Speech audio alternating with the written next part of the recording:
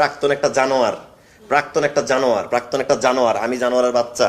বাংলা নাট্যাঙ্গনের জনপ্রিয় দুই অভিনেতা শামীম ও অভিনেত্রী তানজিন তিশাকে ঘিরে সাম্প্রতিক সামাজিক মাধ্যমে নতুন করে আলোচনা সমালোচনা শুরু হয়েছে। বিভিন্ন ফেসবুক পোস্ট, ইউটিউব চ্যানেল এবং অনলাইনে গসিপ ভিত্তিক কন্টেন্টে দাবি করা হচ্ছে তাদের ব্যক্তিগত সম্পর্কে টানাপোড়েন ও কিছু পার্টি কেন্দ্রিক কর্মকাণ্ডের মাদক সেবার অভিযোগ উঠেছে।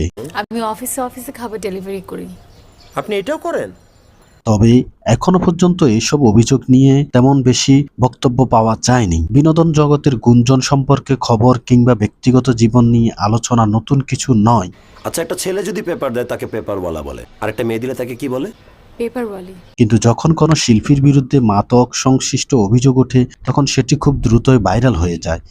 23 সালে গাঁজা খেতাম, সেটা একসাথে হতে পারে বা হতে পারে না, করতাম। সাম্প্রতিক সময়ে ঠিক এমনটাই ঘটেছে শামীম ও তানজিন তিশাকে নিয়ে। কয়েকটি অনলাইন পোর্টাল কন্টেন্ট ক্রিয়েটর তাদের নিয়ে নানান ধরনের ইঙ্গিতপূর্ণ তথ্য প্রকাশ করতে শুরু করেছেন। তবে বাস্তবতা হলো এখনো পর্যন্ত আইনশৃঙ্খলা বাহিনী বা কোনো সরকারি সংস্থা কিংবা সংশ্লিষ্ট শিল্পীদের পক্ষ থেকে মাদক সেবন করার বিষয়ে নিশ্চিত কোনো তথ্য প্রকাশ করা হয়নি। ফলে বিষয়টি মূলত গুঞ্জন এবং সামাজিক মাধ্যম ভিত্তিক আলোচনার মধ্যেই সীমাবদ্ধ রয়েছে। অন্যদিকে তানজিন তিশা বারবারই নিজের কাজ, অভিনয়ের জন্য প্রশংসিত। ক্যারিয়ারে বিভিন্ন সময় ব্যক্তিগত জীবন নিয়ে বিতর্ক তৈরি হলেও তিনি বহুবার জানিয়েছেন নেতিবাচক প্রচারণার একজন শিল্পীর মানসিক ও স্বাস্থ্যের উপর প্রভাব ফেলে। একইভাবে অভিনেতা শামীম নাট্যাঙ্গনে নিজের অভিনয়ের জন্য পরিচিত। ফলে হঠাৎ এমন গুঞ্জন তাদের ভক্তদের মাঝে মিশ্র প্রতিক্রিয়া তৈরি হয়েছে। বিনোদন অঙ্গনে বর্তমান সময়ে ভিউ ও ভাইরাল কন্টেন্টের প্রতিযোগিতায় অনেক সময় যাচাই বাছাই ছাড়া তথ্য ছড়িয়ে পড়ে। বিশেষ করে কোনো তারকার নাম জড়িয়ে গেলে